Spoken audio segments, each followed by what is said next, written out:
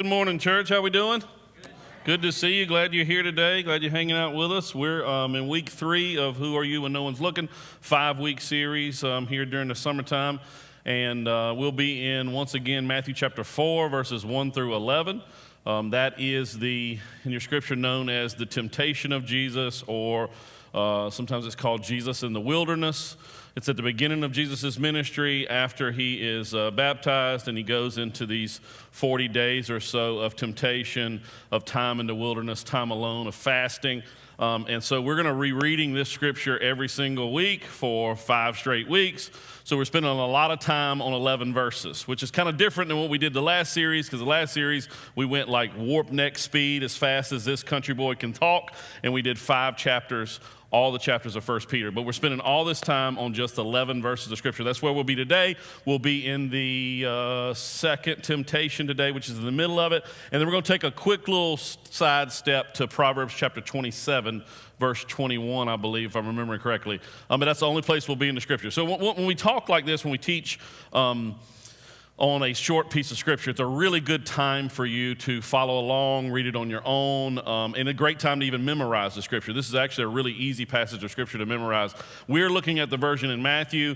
In Luke, you see almost the exact same Scripture, and there's just a couple of differences. The first difference is that Luke and Matthew transpose the second and the third temptation, so it's just one before the other. And then there's one little extra line at the end of Luke, one little extra not line, but a couple words. And I'll share those with you as we jump in. So we ready? Matthew chapter 4, 1 through 11. If you're ready, say yes.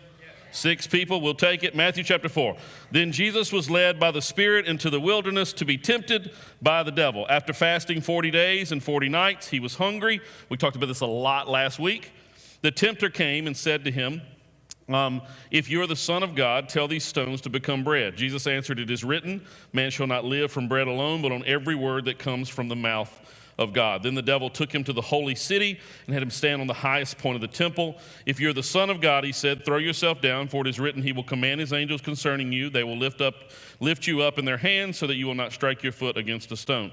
Jesus answered him, it is also written, do not put the Lord your God to the test. We'll come back to that. That's the second temptation.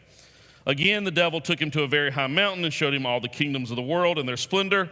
All this I will give you, he said, if you will bow down and worship me. Jesus said to him, away from me, Satan, for it is written, worship the Lord your God and serve him only. Then the devil left him and the angels came and attended to him. There's Matthew's version. In Luke, the last little piece there, leave that up for a second. Go back to verse 11 for me for a minute. Then the devil left him. Luke says, until another opportune time. Right? That's the only differences in what you see here in the scripture. So we got the temptation of Jesus in the wilderness. And what I told you last week, I'm going to remind you again that Matthew is doing something very deep here. This is not just about Jesus overcoming temptation.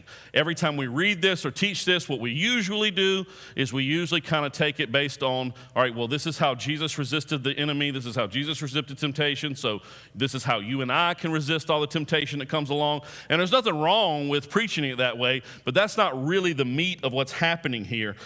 This is not really about temptation at all. What it's really about is integrity.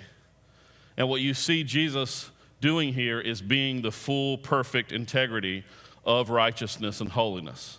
And so if we look at this just as a temptation kind of thing, we'll miss out on what's really going on. What we're seeing is Jesus giving us the full example of what it means to be someone of integrity. So we're really teaching for 5 weeks on integrity. And I've yet to meet a human being, including myself, that does not need to talk about, learn about, hear about integrity as much as possible, especially in the day and age that we live in. This was not the scripture we were going to study for this series. As we lay out what we're teaching months and months and months in advance, this was not it.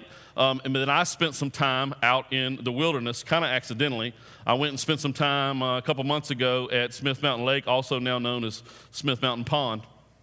It's a good joke, right? It was a good joke last week. Anyway, and I just couldn't stop reading this particular piece of scripture by myself in the woods. And I realized is that God was trying to talk to me significantly about not just my integrity, but our integrity as a whole. And so that's what we're talking about when we're talking through this. So we're going to teach it based on these